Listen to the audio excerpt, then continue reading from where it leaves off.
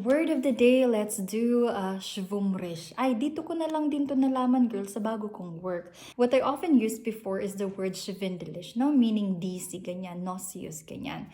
Pero dito, nung sa bago ko na ngang work ay amin ang Arbeitung, ang narinig ko naman sa kuligin ko is that schwumrisch. So, sa diagnostic procedure na ginagawa namin is that we give diazepam, we give a medicamente pang Entspannung.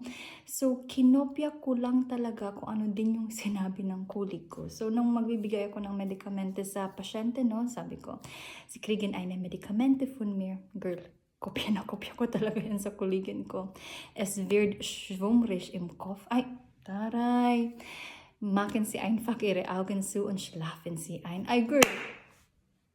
Hindi na lang schwindelish ang alam ko. Schwummrig. Yun din pala yun, girl. So, you can also use that.